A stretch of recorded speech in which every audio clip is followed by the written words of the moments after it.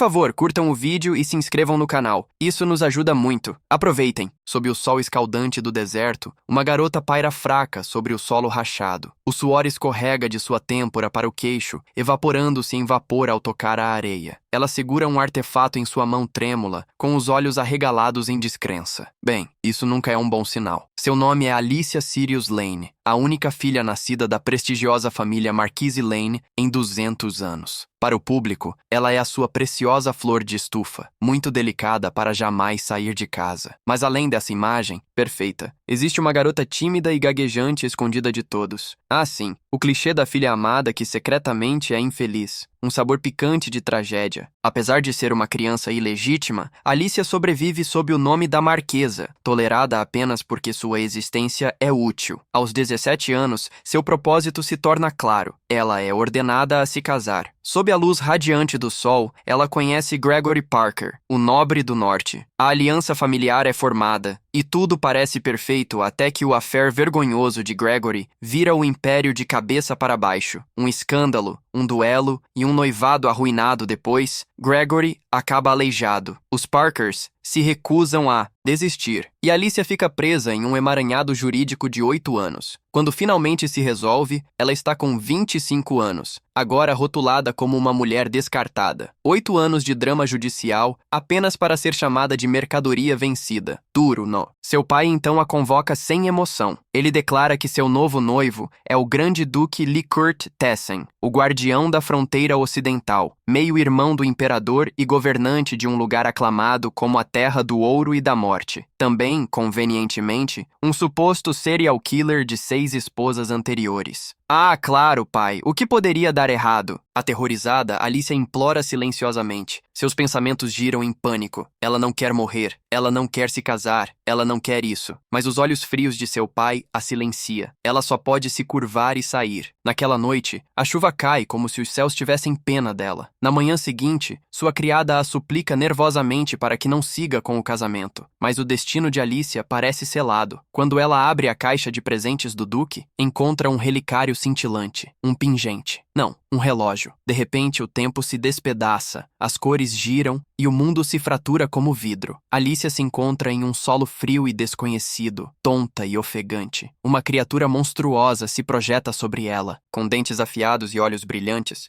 Espreitando pela luz distorcida, em vez de gritar, ela solta uma risada trêmula, metade descrença, metade histeria. O universo parece zombar dela, pois no calendário de Benedict, 3:50 de 1º de janeiro, Alicia não começa um novo capítulo. Ela despenca direto para o inferno. Bem, se isso não é um sonho, definitivamente é um pesadelo. Pergunto-me que nível distorcido vem a seguir. Alicia acorda em uma caverna onde predadores se movem e farejam na escuridão. Ela se esconde atrás de uma rocha maciça, enquanto uma criatura parecida com um urso dorme perto o suficiente para que ela observe, o coração acelerado, planejando a única fuga que parece possível. Ela se lembra do dia em que caiu no inferno. O calendário de Benedict marca 3:50 de 1º de janeiro. Desde então, morrer se tornou um loop que recusa terminar. Feridas que antes levavam uma semana para cicatrizar agora se fecham em um dia. E até mesmo carne arrancada cicatriza de forma impecável. No começo, ela implora aos monstros como se implorar fosse razoá-los. Então, ela se enfurece com a injustiça e, finalmente, se prepara para correr. Ela se anima com discursos frenéticos,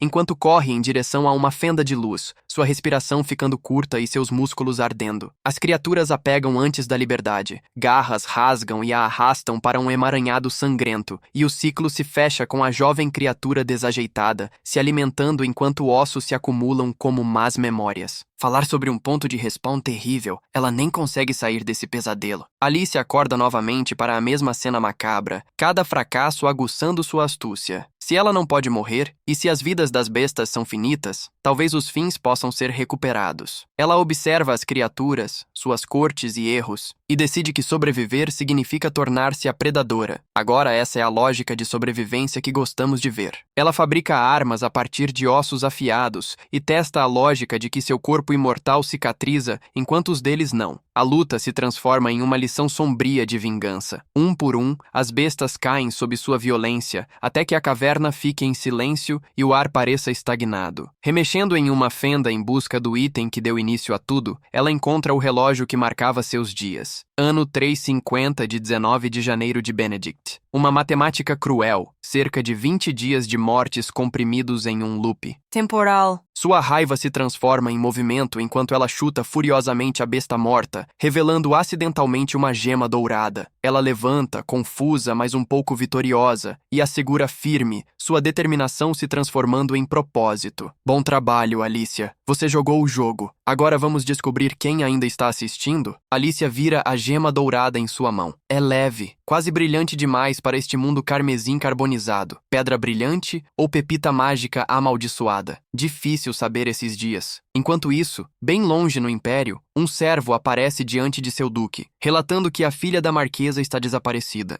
O duque, mal interessado, reflete que pouco importa se ela está desaparecida, morta ou simplesmente fugindo do destino, porque a empatia real está em seu ponto mais baixo. Corta para sim, literalmente para o inferno. O ano é Benedict 358, e Alicia Sirius Lane está absolutamente prosperando, com uma lança na mão e uma montanha de corpos de monstros debaixo dela. Ela parece uma deusa da guerra em vez de uma nobre perdida. A maioria das pessoas vai para o inferno e sofre, mas Alicia começou a cultivar enquanto garimpava pedras preciosas das bestas caídas. Um garoto parecido com um gato salta sobre ela de um ponto cego, mas Alicia se move rápido, o encurrala e o repreende por tocar em sua presa. O garoto entra em pânico, suplicando por sua vida diante da poderosa mulher. Alicia pisca e se pergunta por que esse monstro fala. Então, ela o poupa por enquanto. Ela pergunta onde estão e ele menciona West Alec, um lugar real. A mente de Alicia dispara. Então isso não é um sonho, afinal. Lembrando-se do pouco que leu sobre o inferno, ela percebe que quase não sabe nada. Estendendo as estranhas e cintilantes pedras preciosas, ela pergunta o que são, e a mandíbula do garoto cai. É uma pedra de mana, uma fonte de energia rara e poderosa. Quando ela a oferece casualmente a ele, ele quase explode de choque. Em troca de respostas, o garoto explica que as pedras de mana vêm de demônios que armazenam e lutam por mana para se tornarem mais fortes. Os mais poderosos de todos são os 4 senhores demônios: Noah do leste, Alec do oeste, Fez do sul e Kea do norte. Montagem. Alicia luta através de um deserto ardente, cortando bestas até que se encontra diante do trono do governante de West Alec, um demônio de cabelo verde com fileiras de dentes negros afiados. Ela ataca sem hesitação, jogando sua lança diretamente no trono, direto ao ponto. Diplomacia? Nunca ouviu falar disso, mas assim que ela se apodera de suas pedras de mana no trono agora vazio, o mundo se contorce novamente. Ela acorda Gasping e Alicia se encontra em seu quarto familiar. Ela vislumbra o espelho e seu rosto se tornou mais jovem. Uau! Quais são as probabilidades de o inferno te dar uma rejuvenescida? Alicia pisca para seu reflexo. É definitivamente seu rosto, mas muito mais jovem. Ou o inferno tem um pacote de cuidados com a pele, ou isso é sério. Ela examina seus membros frágeis e percebe a aterradora verdade. Seu corpo se sente fraco. Seu poder e a força que conquistou no inferno estão completamente desaparecidos. Uma batida interrompe seu pânico. É Daisy, sua criada, cumprimentando-a alegremente como se nada estivesse errado. Quando Daisy afirma que tem 22 anos ao ser questionada, a palavra atinge Alicia como uma onda de choque. 17. Ela tem 17 anos de novo. Ela não apenas reverteu de idade, foi lançada de volta ao momento em que tudo começou a desmoronar. O peso de tudo isso a abate, e Alicia desaba. Os dias passam enquanto ela se recupera na cama. Sua mãe preocupando-se ao seu lado, a marquesa parece radiante, gentil, uma visão que Alicia lembra muito bem. Flashbacks retornam ao dia em que sua mãe descobriu sua existência, marchando para a proibida ala sul. Todos esperavam um escândalo, mas em vez disso, a marquesa simplesmente se ajoelhou diante da pequena Alicia e gentilmente a declarou como sua própria filha. No entanto, os sussurros dos servos já haviam envenenado a mente da criança. Lhe ensinaram que nada do que ela tinha realmente pertencia a ela. Mesmo após perceber a sinceridade de sua mãe, Alicia sempre se sentiu indigno de seu amor. Agora, enquanto a marquesa lhe oferece água, Alicia reúne coragem e a chama de mãe. O rosto da mulher ilumina-se de alegria, sem perceber que esta é a primeira vez que Alicia pronuncia a palavra sem medo. Daisy, observando em silêncio, sente arrepios com o comportamento de Alicia, sua voz, até mesmo sua gagueira, desapareceram. É como se ela tivesse morrido e retornado dos mortos. Se ao menos Daisy soubesse o quão certa está. Mas os pensamentos de Alicia se tornam agudos. Esta é sua segunda chance. Ela se lembra de Gregory Barker e do noivado que arruinou sua vida. Se agir agora, talvez possa mudá-la. Quando confia em sua mãe, a Marquesa concorda gentilmente. Ela protegerá Alicia dessa união, até mesmo desafiando a Marquesa, se necessário. Logo depois, um alvoroço varre os corredores da mansão. Alicia entra no escritório de seu pai, com os olhos incendiados de determinação. Ela exige que ele libere sua mãe imediatamente. De uma criança gaguejante a uma mulher destemida, o inferno claramente lhe ensinou mais do que apenas sobreviver. A Marquesa avisa Alicia para cuidar de suas palavras, pois aparentemente até as paredes têm ouvidos. Mas a fúria de Alicia transborda. Ela exige resolutamente a liberação de sua mãe. Para ela, isso não é descanso. É punição por ousar se opor ao seu noivado. Em seu nome, seu pai mantém a calma, mais preocupado com as aparências do que com a verdade. Quando Alicia zomba de sua obsessão por ouvidos, insinuando que a reputação não importará se a filha de uma marquesa cometer um assassinato, a composição dele finalmente se rompe. A palmada ecoa pela sala, mas Alicia mal vacila. Em vez disso, ela fita com raiva, a ira queimando onde antes havia medo. Oh, seu pequeno capacho agora tem dentes, pensa o marquês. Ele a observa em incredulidade. A garota trêmula que ele conhecia se foi. Talvez isso seja rebelião, ele pensa. Um acesso de birra infantil. Mas seus olhos, aqueles olhos endurecidos por batalhas, marcados pelo inferno, dizem o contrário. Ele a manda embora, insistindo que ela se arrependa. Mais tarde, Alicia está conversando com seu segundo irmão, Harry Molstain Lane, que ri descaradamente de sua punição. Ela dá de ombros, aliviada por estar longe da sufocante casa principal. Quando Harry menciona a restrição de sua mãe, o humor de Alicia cai, mas depois se levanta ao ver a preocupação dele. Ela o provoca, tocada, secretamente por sua sinceridade. Em sua vida passada, ela pensava que todos desprezavam seu eu tímido, mas agora o calor substitui o arrependimento.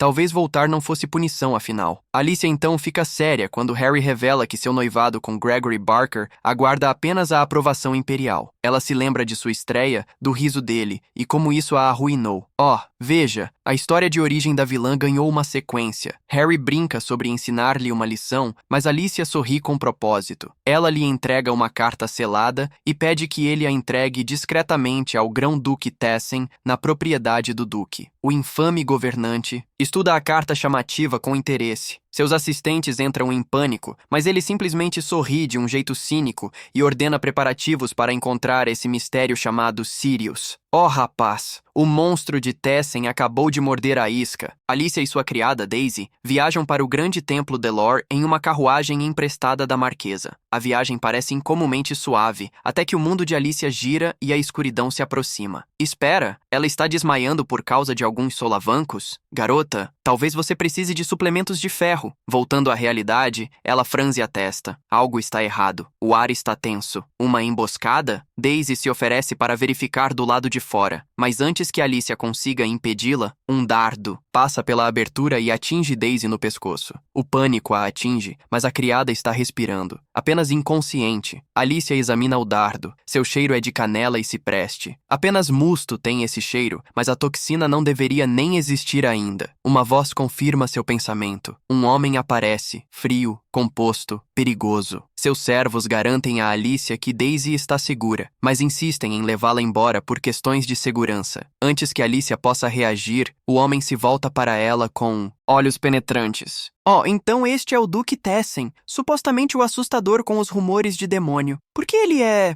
bonito. Ele a cumprimenta suavemente, embora seus olhos se estreitem, achando difícil acreditar que essa pequena senhora lhe enviou uma carta tão bizarra. Ele explica que as 7 rochas de Delore foram uma vez um relógio solar. Somente humanos podiam entrar. Quando o Duque entra sem danos, Alicia ri, insinuando que ele deve ser humano afinal, recebendo um olhar levemente ofendido em troca. Alicia entra, sem relâmpagos, sem chamas, e observa em silêncio que ainda é humana. Enquanto o Duque a estuda, ela admite ter enviado a carta. Ele confirma. Então, ela faz o impensável. Alicia de repente se ajoelha diante dele, uma mão pressionada contra o peito e a outra estendida. Seus olhos estão brilhando com uma determinação destemida, enquanto ela lhe pede para se casar com ela. O Duque pode apenas olhar, a mandíbula escancarada em descrença, e está completamente convencido de que essa mulher é louca. E assim começa o momento momento em que o Duque Tessen encontra pela primeira vez o caos encarnado. Alicia se ajoelha diante do Duque, sua voz clara e firme enquanto propõe casamento. O Duque congela, visivelmente horrorizado, e então a despacha completamente, chamando de nonsense enquanto se vira para sair.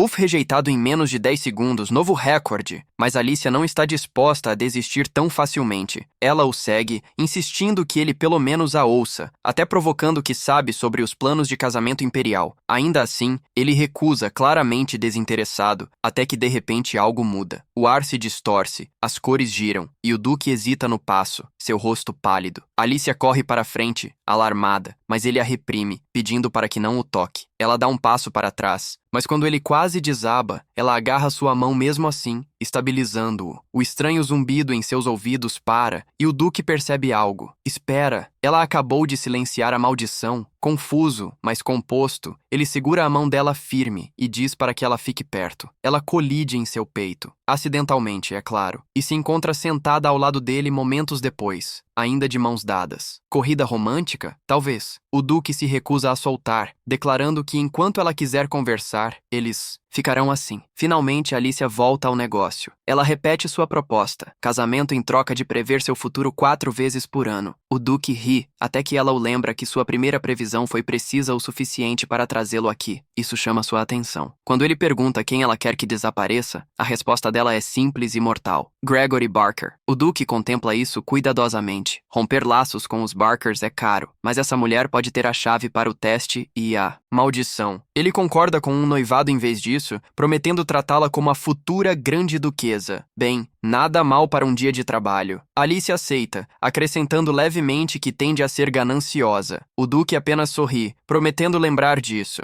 Dias depois, a capital zumbindo com fofocas. O poderoso Duque Tessen, noivo de uma garota desconhecida chamada Alicia Lane. Rumores explodem sobre presentes extravagantes, um castelo, uma vila dourada, até mesmo um território estratégico, cobiçado. Enquanto isso, Alicia treina duro em seu quarto, suando em bicas. Nada se compara à força de ter pedras de Mona. Então Harry irrompe, jornal na mão, os olhos arregalados de descrença sobre uma certa futura duquesa. Manchete? Como você começa a explicar isso? Harry invade o quarto, brandindo o jornal como uma espada, exigindo saber o que sua irmã fez. Alicia apenas inclina a cabeça, divertida que as manchetes são todas sobre o Duque e não sobre ela. Tipo, com licença, eu sou a noiva. Aqui, onde está meu holofote? Ela admite casualmente que mentiu sobre orar no templo e se concentra em um artigo sobre mineração, o que só faz Harry perder a paciência ainda mais. Antes que ele possa repreendê-la mais, um criado chega com um cavalo. Sim, um cavalo inteiro. Harry quase desmaia, mas os olhos de Alicia brilham enquanto ela monta o cavalo sem esforço. Ela afirma que aprendeu a montar em silêncio. Omitindo o que aconteceu no inferno, Harry, ainda processando essa insanidade, é chamado para o prédio principal, avisando-a para não causar problemas. Irmão mais novo, o problema já está em andamento. Uma vez sozinha, Alicia treina em segredo, testando os limites de seu corpo. Sem pedras mágicas, sua força é patética em comparação com sua versão anterior. Ela consegue subir em uma árvore, mas eventualmente perde a pegada e cai. Enquanto está deitada no chão, passos se aproximam. É o Duque Tessen, aqui para a cerimônia de confirmação do título. Surpresa, Alicia cora quando ele oferece a mão para ajudá-la a levantar, mas sua atenção se fixa na joia brilhante em seu punho que brilha. Não há como enganar. Uma pedra mágica. Ela gagueja quando ele pergunta o que ela estava fazendo, desprezando como exercício. O Duque brinca que seu treinamento poderia inspirar a cavalaria, embora talvez não para senhoras. Senhor, por favor, ela está lutando por sua vida aqui. Quando ele gentilmente tira folhas de seu cabelo, o mundo se restringe àquela joia cintilante novamente. Ela avança, ele recua e os dois acabam caindo no chão. Alicia, completamente encantada, agarra sua mão e, com o olhar fixo na pedra, pergunta suavemente se ele pode lhe dar o botão. O rosto do Duque fica escarlate, claramente interpretando suas palavras de forma errada. Esqueça o botão. A essa distância, até mesmo o ar entre eles parece carregado. O pedido inocente de Alicia pelo botão do Duque quase lhe dá um ataque cardíaco, não por sentimentalismo, mas porque ela ainda está montada sobre ele. Envergonhado, o Duque desvia o olhar e pede educadamente que ela saia de cima. Alicia se afasta rapidamente, mortificada. O Duque limpa a garganta e promete encontrar uma gema semelhante da casa Tessen, já que não pode lhe dar essa herança em particular. Naturalmente, Alicia brilha como se ele tivesse prometido a ela a lua. Enquanto caminham para o anexo principal, Alicia decide pagá-lo adiantado com uma profecia. Ela avisa que, em vez de neve, uma nevasca inesperada atingirá por volta do final de março ou início de abril. O Duque calcula instantaneamente o perigo para seu território e mentalmente começa os preparativos para desastres. Alicia comenta que essa previsão é gratuita e o Duque, convencido pela confiança dela, a agradece como se ela já tivesse salvo vidas. Aparentemente, ela não está apenas mudando a atmosfera entre eles. Ela também está prevendo o tempo. Ao chegarem, os servos aguardam com algo especial. O Duque dispensa a todos, ignorando interrupções e desculpas, determinado a dar a Alicia o que veio buscar. De um baú, ele revela as heranças rubis da duquesa Marguerite, tradicionalmente reservadas para a condessa de Aix-la-Chapelle. Alicia as recebe solenemente, enquanto o Duque brinca que ela não precisa parecer tão séria. Para ser justo, ela acaba de ser coroada informalmente com joias. A seriedade parece apropriada. Eles discutem a família imperial, onde o conhecimento de Alicia o impressiona, e ele a aconselha a manter sua rotina de exercícios única em segredo após as despedidas formais. Ele se inclina para perto, muito perto, e sussurra um último segredo. Marquis Lane irritou o imperador e não retornará tão cedo. Então ele parte, deixando Alicia pensando que talvez, apenas talvez, ele não seja tão ruim quanto ela pensou. O grupo de fofocas, seus servos, a cerca com perguntas sobre o relacionamento deles. Espere aí! Alguém me sirva uma xícara! Quero fazer parte desse chá também! Alicia os repele, exceto por Daisy, que está segurando suas novas joias com um sorriso. Determinado, ela ordena que seu cavalo fique pronto. Agora que seu maior obstáculo está preso na capital, finalmente é hora de agir. Preparem as celas. Que tempestade está prestes a se desenrolar a seguir. Todos parecem confusos com a descompostura de seu pai, que normalmente é tão composto. Assim que ele abre a porta com um golpe, chama repetidamente pelo nome dela. Ele avança para o quarto de Alicia, mas, para seu horror, não consegue encontrá-la em lugar nenhum. Todos observam enquanto seu pai perde a compostura. De repente, sua mãe revela que Alicia foi para a chaveria. Isso o intriga ainda mais. Quando finalmente tem a chance de conversar em particular, sua mãe explica que, desde que Alicia recebeu um território e um título, ela saiu para conhecer seu domínio como nobre. Seu pai argumenta por que ela não impediu a filha, mas, com um sorriso inocente, sua mãe responde que não poderia, pois não tinha permissão para encontrá-la. Seu pai não pode acreditar que ela levou seu aviso tão na leveza. Ele realmente está perdendo a compostura assim? Nunca pensamos que ele ficaria tão abalado. É como se ele fosse um homem completamente diferente. Sua mãe revela que, após 17 anos, Alicia finalmente ligou para ela e pediu um adiamento nos trâmites para que pudesse sair com segurança da propriedade antes que seu pai voltasse. Neste momento, sua mãe aconselha seu pai a parar de tratar seus filhos como meras ferramentas. No entanto, nascer em uma casa nobre significa carregar o dever de servi-la. Em resposta, ele ordena que alguém seja enviado à chaveria para trazer Alicia de volta. Em troca, assim que Alicia retornar, sua mãe terá acesso irrestrito à ala sul da propriedade. Enquanto isso, Alicia chega em segurança à propriedade, calorosamente recebida por Petúnia e pelos outros funcionários da casa, o que faz seu coração disparar. Petúnia então apresenta Annie, uma jovem cheia de energia que se torna a acompanhante pessoal de Alicia. Alicia percebe que há um brilho na propriedade que ela nunca encontrou em seu lar anterior. Quando Annie abre a porta do quarto de Alicia, ela não pode deixar de admirar sua perfeição. Nesse instante, Daisy busca esclarecimentos sobre ir à chaveria, uma vez que eles estão claramente na capital imperial. Alicia sorri e sugere ir às compras na capital em vez disso.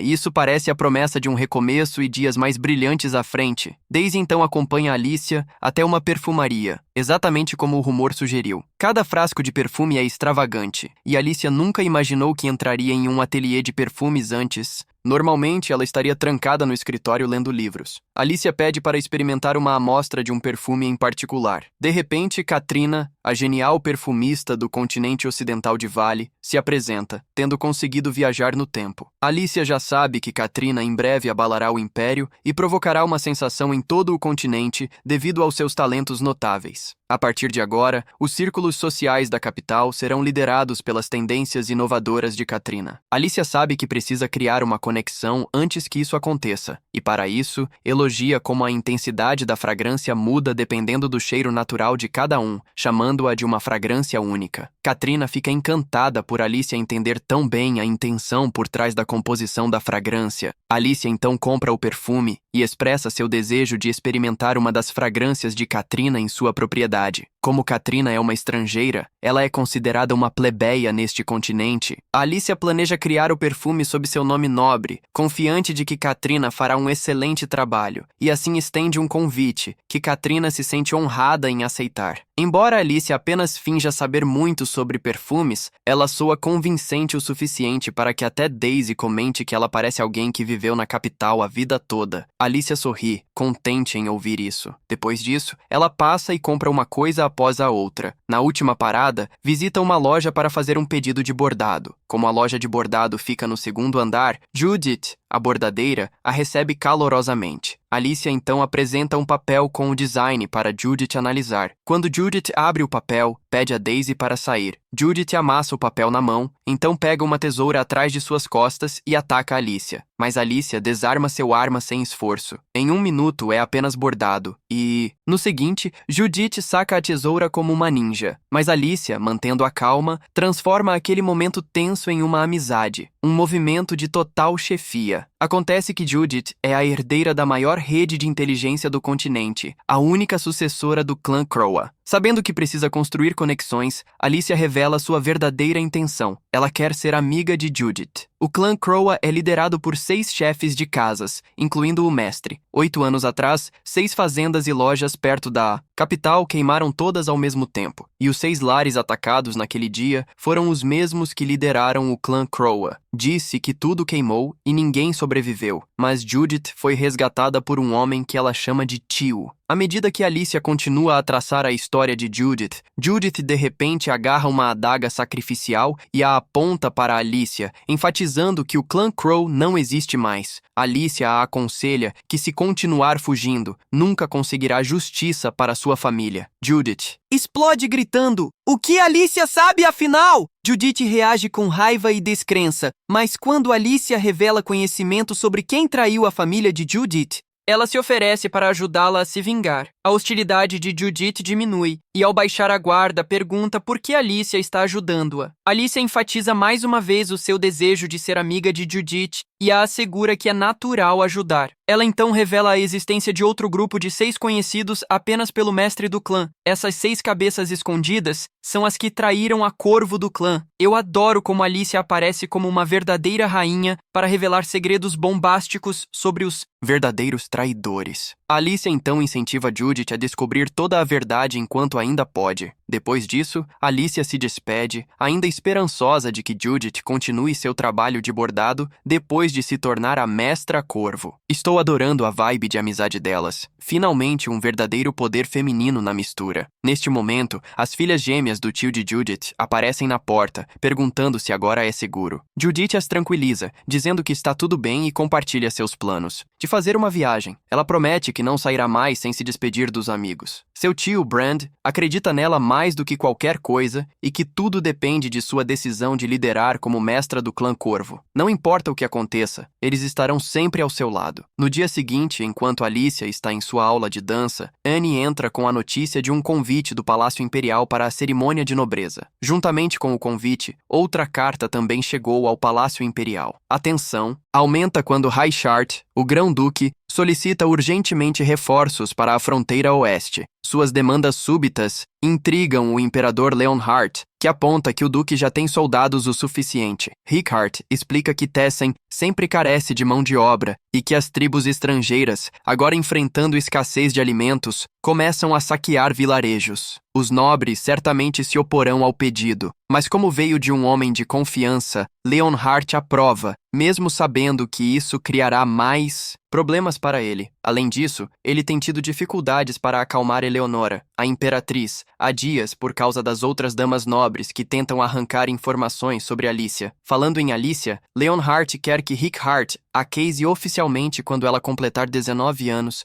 dando-lhes tempo suficiente para se aproximarem e para que o pai de Alicia se prepare emocionalmente para despachá-la. Rick Hart não se arrepende de ter renunciado a uma chaveria para Alicia, então o melhor curso para Leonhardt é acalmar os rumores de que Leonhardt não pode deixar de se sentir impotente sobre o que fazer com seu irmãozinho bem do lado de fora da porta. Henrik se sente aliviado que o pedido de reforço de tropas foi aprovado, contente por não precisarem mostrar a Alicia uma cena caótica. Raikart se opõe à forma como Henrik a chama de Minha Senhora, mas Henrik argumenta que ela não é uma adolescente comum de 17 anos. Quando o verão passar e o ano mudar, Alicia terá 18, a idade perfeita para se casar. No entanto, Raikart lhe diz firmemente que ele não irá se casar com Alicia naquele momento. Alicia aparece atrás deles, reconhecendo o emblema de Tessen com um rosto sorridente. Alicia o cumprimenta calorosamente. Raikart entra em pânico silenciosamente, esperando que Alicia não tenha ouvido ele dizer que não iria se casar com ela. Quando Alicia chama seu nome, perguntando por que está tão silencioso, ele se convence de que ela não ouviu, e em vez disso pergunta por que está no Palácio Imperial. Alicia explica que o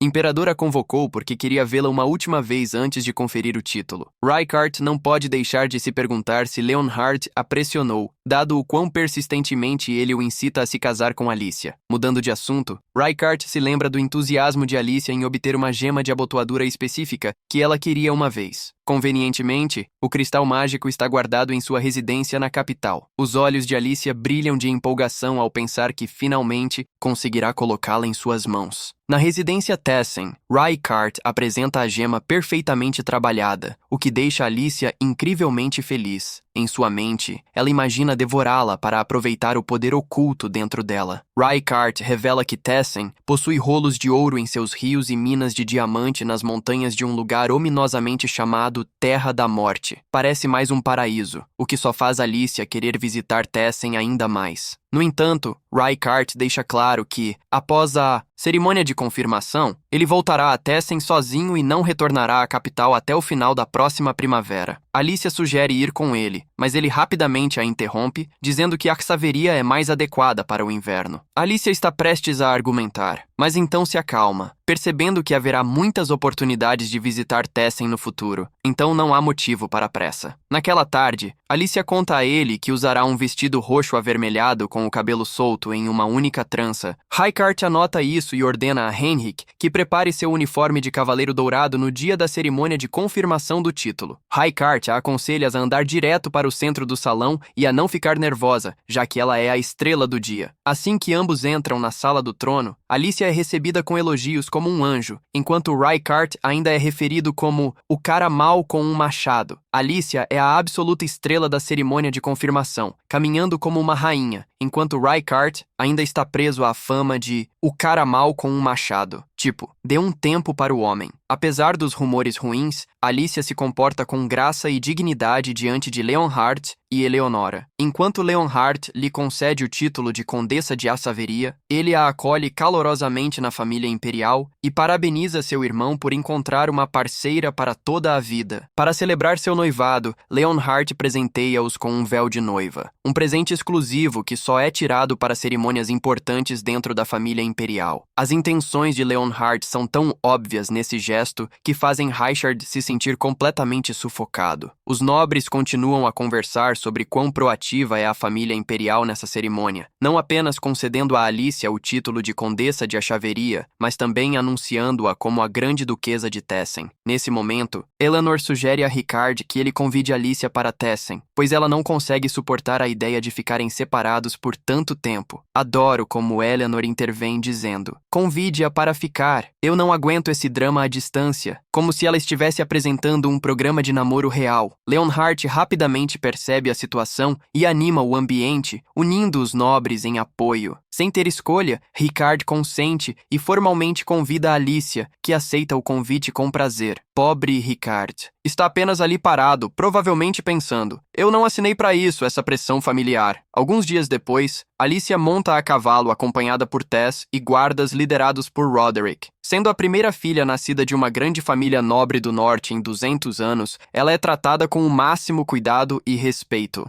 Os guardas a veem inicialmente como delicada, alguém que nem consegue levantar uma colher, mas Alicia rapidamente demonstra sua força e agilidade, deixando-os incapazes de acompanhá-la. Nesse momento, um dos guardas pede urgentemente para informar ao Duque que Alicia entrou na Floresta Proibida. Assim que conseguem alcançá-la, os guardas aconselham Alicia a sair imediatamente, já que a floresta é proibida. De repente, seu cavalo entra em pânico, pressentindo algo ao redor. Os guardas se preparam para a batalha, protegendo Alicia até que Ricard chegue. Bandos de bestas demoníacas Kakan os cercam. Um guarda após o outro lança ataques, mas suas lanças não conseguem penetrar nas criaturas. A lança de um guarda voa aos pés de Alicia, e ao invés de seguir o conselho do guarda de ficar para trás, ela a pega, sorrindo enquanto uma besta a ataca por trás. Um dos guardas grita para ela sair, mas Alicia rapidamente salta sobre a criatura, aterrissando perfeitamente em seu nariz. Ela fura sua casca externa, que é tão dura quanto rocha sólida. A menos que alguém seja incrivelmente forte, ninguém consegue cortá-la. É por isso que ela demonstra como devem mirar nas partes mais macias, como os olhos ou a boca, ou cravar a lâmina nas fendas entre as pedras. Assim que a criatura é derrotada com sucesso, Alicia aterrissa rapidamente no chão e pede aos guardas que coletem todas as pedras negras. Depois, um dos guardas fica confuso sobre o que Alicia quer dizer com até tudo estar feito, já que os Kakans vivem em bandos e estão claramente em menor número. Com um tom otimista, ela os encoraja a terminar a batalha o mais rápido possível. Como se esperava dos Cavaleiros de Tessen, eles sabem exatamente o que estão fazendo e trabalham rápido. Alicia pensa que vão terminar em breve, mas sua lança não consegue suportar a luta constante, deixando-a sem uma arma útil. Nesse momento, um machado balança à distância, finalizando a criatura na frente dela. Acontece que Ricard chegou na hora certa para salvá-la. Que timing perfeito! O jeito como ele entra correndo, totalmente em pânico, perguntando se ela está bem, é tão adoravelmente protetor. Em um momento de pânico, ele pergunta se ela está bem, ao que ela responde positivamente e até pergunta se há mais cocos por perto. Estou amando esse par, a heroína destemida e seu cavaleiro encantador em armadura reluzente. A Alicia aparece ilesa, o que traz grande alívio a Ricard. Ele se vira e, com um olhar penetrante, pergunta sobre a reputação de seu cavaleiro. Como poderiam falhar em proteger até mesmo uma pessoa adequadamente? Surpreendentemente, Ricard deixa passar em troca do silêncio deles sobre o que testemunharam hoje. Antes de sair, Alicia lhes lembra mais uma vez para coletarem todas as pedras negras assim que ela retornar à Vila Lilasai, em vez da propriedade principal de Tessen. Ela se pergunta como Ricard conseguiu aquilo com ela tão facilmente. Já faz um mês desde que chegou a Tessin, e ela nem sequer viu o rosto do Duque uma vez. Tudo o que faz de manhã à noite é encontrar um desfile de visitantes alinhados do lado de fora da propriedade apenas para ter uma visão do noivado do Duque. Um deles é um assassino que se finge de visitante, acreditando que a segurança interna está uma bagunça, já que Alicia é apenas uma jovem ingênua do norte. Assim que ele puxa uma arma do colete, Alicia o nocauteia por trás, agarrando sua arma à mão. Aquela noite, outro assassino se esgueira para sua varanda e está prestes a esfaqueá-la com uma adaga, mas ela rapidamente o derruba. Acontece que esta não é a primeira vez que alguém se infiltra à noite. Bem, ela não se importa se eles vêm, mas ao menos poderiam deixá-la dormir um pouco. O assassino agora entende por que nenhum dos outros jamais voltou. Ele nunca imaginou que a futura grande duquesa seria um monstro, mas desta vez eles vieram perfeitamente preparados. Um assassino de primeira linha após o outro. Se reúne, todos determinados a derrubar uma garota, confiantes de que ela não sobreviverá desta vez. De repente, alguém derruba o assassino por trás, confundindo Alicia. Nesse momento, Judith e seus acompanhantes se revelam. Judith terminou o bordado e veio entregá-lo enquanto seus acompanhantes limpam a bagunça. Alicia elogia Judith pelo trabalho bem feito. Judith se oferece para tomar a iniciativa e lidar com o assassino ela mesma. No entanto, o assassino está confiante de que eles não sabem quantos membros seu clã tem. Quando perguntado quem o contratou, o assassino deixa claro que nunca revela informações sobre clientes. No entanto, Judith já investigou o assunto. Foi o Barão Greitz. O barão tem estado desesperado para colocar sua filha como a grande duquesa. Alicia elogia Judith mais uma vez, reconhecendo como ela realmente personifica a maestria do clã Croa. Agora, o assassino percebe que ter a mestra do clã Croa ao seu lado significa que Alicia não é apenas uma garota nobre, comum. No dia seguinte, Raycart pergunta se ela matou o assassino, mas ela diz que ainda não. Então, Raycart decide despachar uma equipe para lidar com a eliminação dos hóspedes em seu nome. No entanto, ele lhe diz que se ela estiver com pressa, pode acabar com ele, o que deixa Alicia sem palavras. Ela não esperava que ele estivesse tão calmo e normal. Mesmo assim, Raycart a aconselha a esperar mais situações como essa no futuro, sabendo que seus inimigos agora percebem que os privilégios de Alicia superam suas expectativas. Alicia entende que Raycart viveu toda a sua vida sendo monitorado e alvo de ameaças. Então até mesmo as ameaças à sua noiva parecem apenas mais um incidente esperado. No entanto, parece que as pessoas acham que podem subestimá-la. Ela bate o dedo na mesa com força, suficiente para danificá-la, deixando claro que fará as coisas do seu jeito. Outro dia passa sem um momento de tranquilidade. A Torre Esmeralda está em chamas, e cavaleiros a escoltam até a fazenda Tessan. No caminho,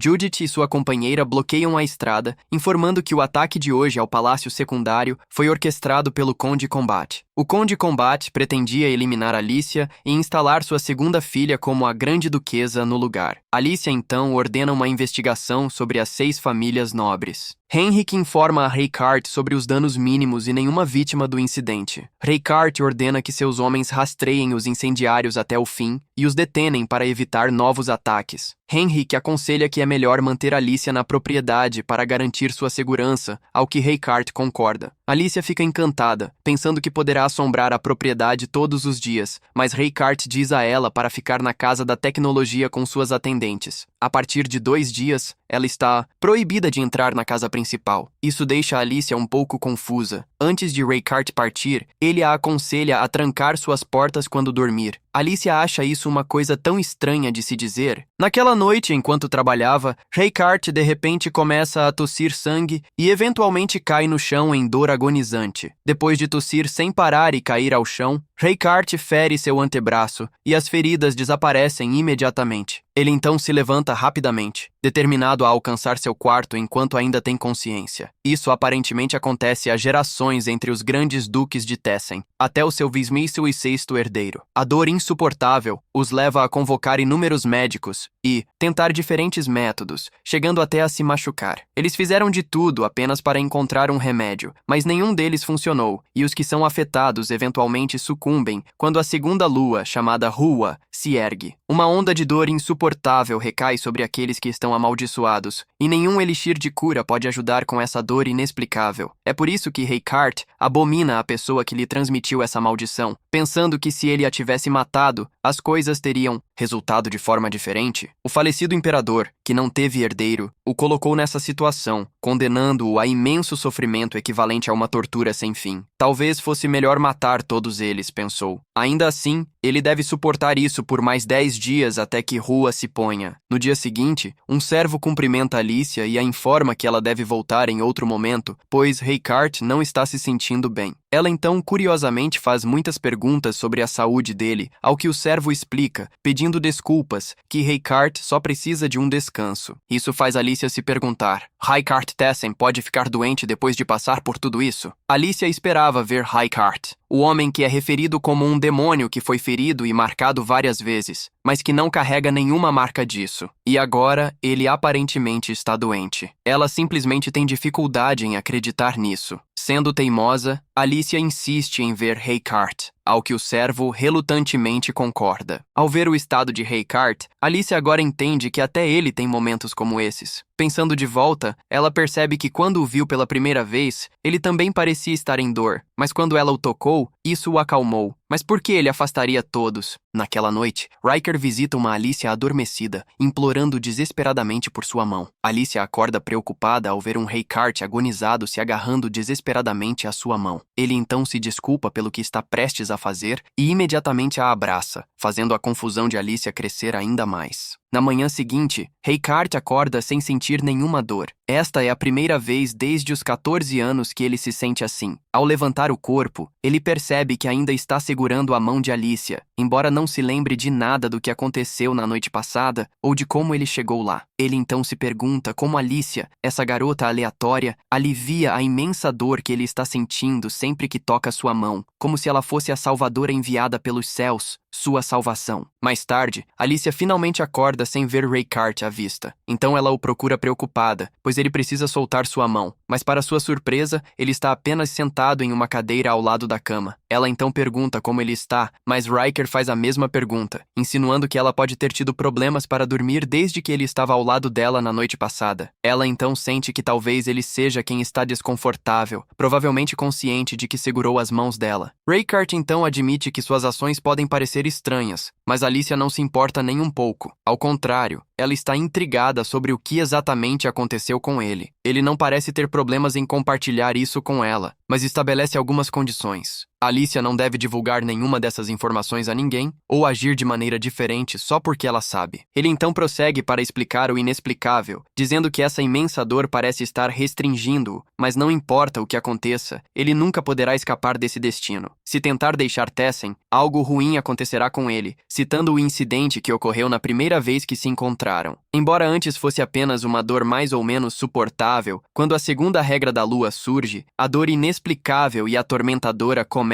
a se instalar. Alicia fica desalentada. Ela nunca pensou que Raykart estava passando por tanto sofrimento, mas ele a tranquiliza, dizendo a ela que não precisa ficar chateada, porque desde que conheceu uma pessoa fantástica como ela, ele se sente diferente. Ele então lhe diz que também gostaria de fazer um acordo com ela. Sempre que a dor que ele está sentindo se instalar enquanto estiver em Tessen, eles devem segurá-las e, em troca, ele concederá qualquer coisa que Alicia desejar, contanto que não esteja relacionada à família imperial. Intrigada por esse acordo, ela pergunta se isso é um acordo pontual ou só sempre que ela segura a mão dele, mas ele responde que vai ter que ser caso a caso, dependendo do que for pedido. E como eles estão de mãos dadas agora, Alicia pediu o conjunto de água marinha do Palácio Lilice. Parece um pedido simples, mas antes de atender a isso, ele afirma uma outra condição, que ninguém deve saber que a dor desaparece, especialmente não a família imperial. Chocada, Alicia pergunta o porquê, ao que Ricard explica que logo que eles souberem disso, eles a coroarão como a grande duquesa, e ele não pode permitir isso. Ele quer que este acordo dure muito tempo, por isso lhe diz que ela não deveria se casar com ele. Alicia fica arrasada. Ela não consegue acreditar que Ricard diria isso. Só ontem, ele olhou em seus olhos como se a qualquer momento fosse desabar em lágrimas, agarrando-se e implorando para segurar sua mão. E agora, ele está dizendo que não quer se casar com ela. Ele a está tratando como uma tola. Se ele realmente acha que ela é tão incrível, sendo sua salvação e tudo mais, ele não diria coisas maldosas como não querer se casar. Deveria ser o oposto. Isso realmente toca fundo em Alicia. Então, basicamente, ela acabou de ser deixada. Ela não foi apenas rejeitada, ela se sentiu usada e depois rejeitada. A parte louca é que essa nem é a primeira vez. Pensando nisso, ele realmente só a procura quando sente que precisa dela desesperadamente. Que ingratidão. Mas Annie parece pensar de forma diferente. Ela acredita que Raykard realmente se importa com Alicia e que parece não conseguir sobreviver sem ela. Alicia imediatamente rejeita isso, no entanto, a outra criada compartilha o mesmo sentimento, pensando que Alicia e Ricard realmente se aproximaram em comparação ao antes. Alicia meio que quer que as pessoas pensem que Ricard gosta muito dela. Mais tarde naquele dia, enquanto Alicia verifica como Ricard está, ela o vê em agonia, o que ela imediatamente cuida. Quando ela pergunta como é que tocar nele a cura, ele lhe diz que alivia onde quer que ela toque, e apenas segurar as mãos é suficiente. Mas assim que ela solta, a dor volta com força. Ao ouvir isso, Alicia não pode deixar de sentir pena, enquanto Ricard expressa que ele quer que ela fique mais tempo. Pouco depois, ele lhe entrega a chave para os aposentos da duquesa, um lugar muito especial porque nenhuma de suas 6 esposas jamais teve acesso a ele, mas agora está aberto para Alicia. Ao retornar e sobrecarregada, Alicia expressa o quão magnífico é o vasto castelo. Ricard então lhe diz que há uma passagem secreta entre o quarto da duquesa e o quarto do duque, e a partir de agora, ele quer que ela a utilize exclusivamente. Já se passou 4 dias desde o surgimento da segunda lua, Rua, mas ainda restam 6 dias antes que ela se ponha. Atualmente, Ricard está ajudando Alicia a trançar seu cabelo. Intrigado, ele pergunta o porquê, ao que ela responde que é por causa dele querer tocar nela constantemente, ou então ele sofrerá. Alicia tem que trançar o cabelo por conveniência própria, já que não pode lavá-lo. Depois de se desculpar prontamente, Alicia assegura que ele não precisa se preocupar. Afinal, os atendentes também estão fazendo um favor a ela, cuidando de suas necessidades. Pouco depois, ela pergunta como ele lidou com o ciclo Rua antes dela aparecer.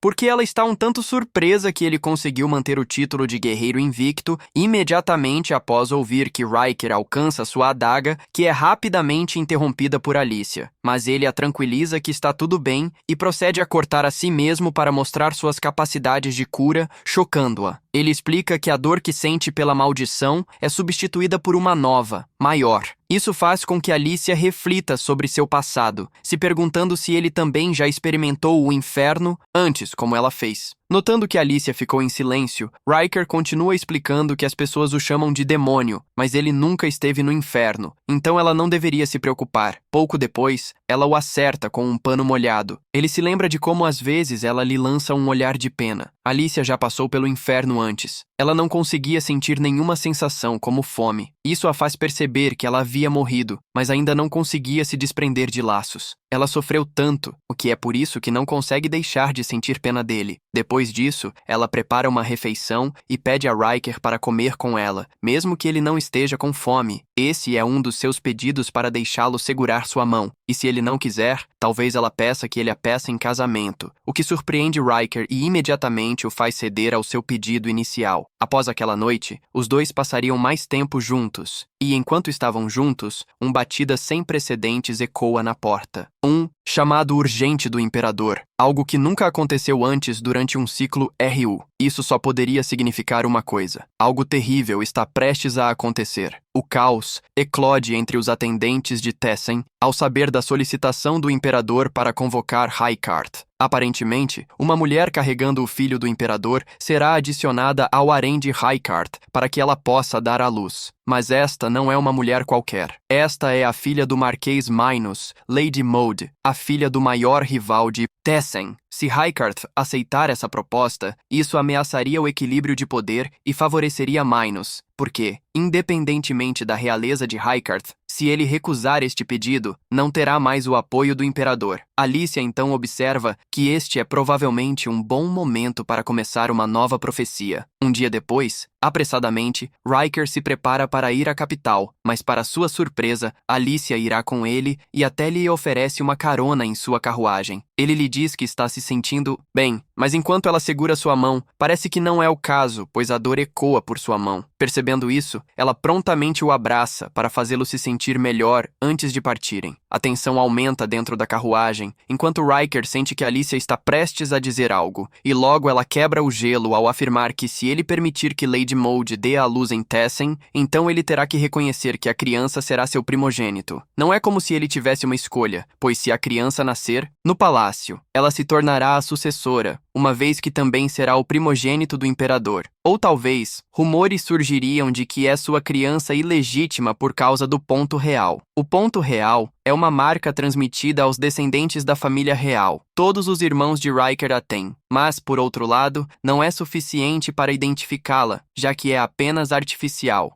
A política realmente é bagunçada, mesmo neste mundo. Então, ela lhe diz que não deve se preocupar, pois compartilhará uma nova profecia, mas justo quando está prestes a falar, o cocheiro tropeça e ela cai em seus braços, continuando sua profecia de que Raikart será abençoado com sua primeira princesa. Após terminar sua profecia, a realização de que Alicia está nos braços de Riker se instala. Os dois rapidamente se afastam e a tensão na carruagem não poderia ser mais constrangedora. Vários dias depois, Riker e Alicia são recebidos por um silêncio inquietante. Todos parecem tensos, talvez por causa da chegada de Riker. Ele está sorrindo de maneira incomum para si mesmo. Um atendente então leva Raikart para a câmara de audiência, deixando Alicia para trás. Na câmara, todos os oficiais discutem o melhor curso de ação sobre o bebê que está prestes a nascer. Enfurecido, o imperador aguarda. Logo, Raikart finalmente chega. Ao entrar, o imperador se surpreende com a expressão de alegria de Raikart e fica ainda mais surpreso ao ouvi-lo dar-lhe os parabéns. Ao testemunhar isso, a facção de apoio demonstra alegria visível em seus rostos. Embora Raikart entenda o que Alicia estava tentando dizer sobre a sucessão, ainda é importante reconhecer as leis. Ele então anuncia isso, recebendo um aceno de aprovação da oposição. As palavras de Alicia realmente ajudam Raikart em sua tomada de decisão, fazendo-o entender alguns dos motivos dos nobres que desejam o trono para si mesmos. Após Ouvir esses sentimentos, o imperador concorda alegremente com Rykart. À medida que a reunião se conclui, Rykart sai primeiro, deixando o imperador algo confuso, mas ainda satisfeito, que se pergunta se um noivado poderia realmente fazer tanta diferença em uma pessoa. Enquanto isso, Alicia está hipnotizada pela beleza da pintura de Eleanor, a duquesa de Easton. Ela foi até apelidada de Senhora Fada do Mar por causa de sua fama e beleza. Pouco depois, ela é convocada pela própria Eleanor. Meu Deus, a imperatriz é deslumbrante. Ao chegar, ela é recebida como Condessa Xaveria, tendo recentemente recebido seu título. Enquanto Alicia inspeciona o quarto, ela nota que uma das empregadas está orgulhosamente vestindo o brasão da família Minor. Questionando por que Eleanor simplesmente deixa isso passar, Alicia então lhe diz quão lamentável é a situação na linguagem istariana. Captando isso, Eleanor pede às empregadas que as deixem a sós. Depois que elas saem, uma Eleanor, obviamente, irritada, elogia sarcasticamente o quão bem Alicia fala a língua istariana. Mas Alicia imediatamente pede desculpas pelo que acabou de dizer, afirmando que era necessário que as duas empregadas tivessem um motivo para sair. Ainda aborrecida, Eleanor responde que Alicia poderia ter lidado com isso de maneira melhor. Alicia responde que talvez a criada pessoal de Eleanor teria se esforçado para aprender istariano, já que ela estará servindo a ela. Ouvindo isso, Eleanor tenta se recompor e agradece a Alicia de qualquer forma por ter vindo vê-la, então a manda ver a Lady Maud. Alicia então a corrige, dizendo que Lady Maud agora é a baronesa Gawkins, pois ela se tornou uma concubina real, deixando Eleanor em choque. Ela sabia que isso iria acontecer, afinal. Este é o primeiro filho dele. Mesmo que o imperador tivesse preferido Eleanor ao longo dos anos, não ter um filho provavelmente resultaria nesta situação. Eleanor desaba, detestando o fato de que ela se tornou apenas mais uma das coleções de mulheres do imperador.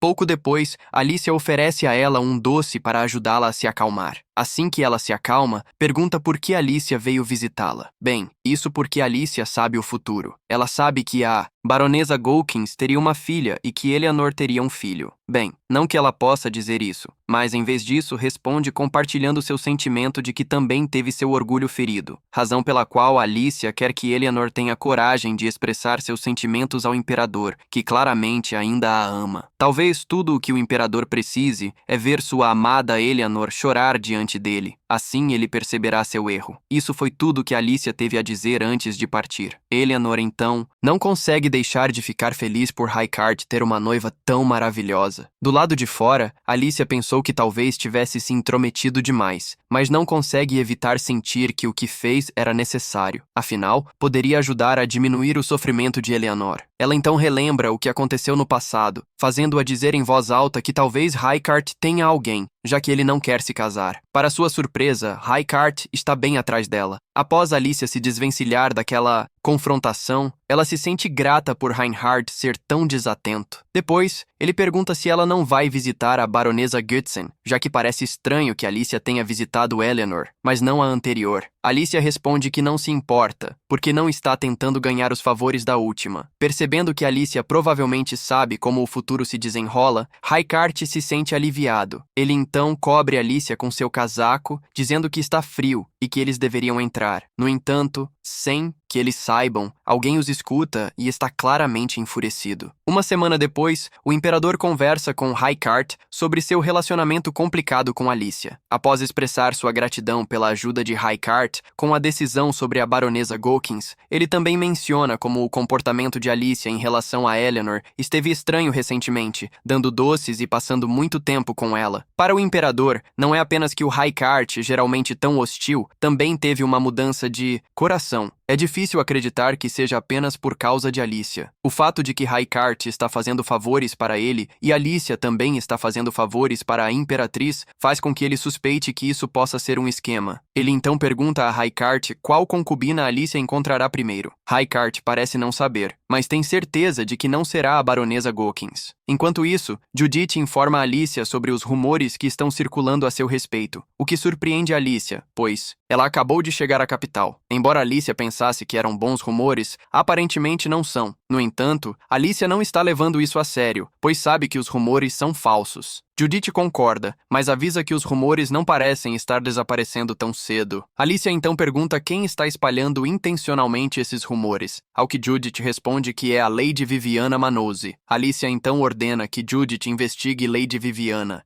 Especialmente se está ligado ao Grão-Duque, ela também ordena que Judith entregue algo a Lady Manos, uma flor usada para os mortos. Fumegando após receber o presente, Lady Manos não quer recuar, vendo o gesto de Alicia como uma provocação óbvia. Já faz um tempo que Alicia está na capital, e durante esse período ela aprendeu muito. Graças a Viviana, aprendeu a ignorar pessoas, a se isolar e a rir dos rumores. Enquanto Alicia caminha pelo corredor, ela ouve alguém chorando, pensando que é outra pessoa, logo percebe que é apenas a Lady Viviana chorando e sendo dramática, apenas para convencer as pessoas a acreditarem em seus rumores. Neste momento, Alicia está em conflito. Ela não sabe se deve se manifestar ou deixar que continuem pisoteando sua reputação. Assim que finalmente decide ser civilizada a respeito disso, ela ouve novamente que, aparentemente, ela deu um tapa em Viviana na cara. Isso a irrita tanto, porque ela poderia simplesmente matá-la e acabar com isso. Pelo menos era assim que ela costumava agir no inferno, mas desta vez ela realmente tem que pensar sobre suas ações. Mesmo assim, Viviana já cruzou a linha. Não deixando isso passar, ela finalmente vai até ela e a dá um tapa audacioso na frente de todos. Uau, Alicia, isso é um pouco demais, mas aquela mulher definitivamente merece. Pouco depois, por sorte, o imperador chega. Momentos depois, Alicia e Viviana estão agora diante do trono do imperador. A audiência inclui o pai de Viviana e pouco depois, o pai de... Alicia chega junto com Raikart, que está ofegante. Ele imediatamente se aproxima dela, perguntando freneticamente se ela realmente bateu em alguém ou assassinou alguém. Após ela responder que não, Raikart fica aliviado, pois se ela tivesse batido em alguém, não teria deixado rastros. Bom trabalho, facilitando as coisas para ela. Obviamente, isso a irrita. Logo depois, o imperador diz para que se sentem. Alicia agora pensa que não há como as chances estarem a seu favor. Enquanto todos estão sentados, o imperador fala, sinalizando o início da audiência deles. E é isso por hoje, pessoal. O que vocês acharam? Como sempre, não se esqueçam de curtir o vídeo e comentar sobre a próxima parte para que saibamos que vocês querem mais.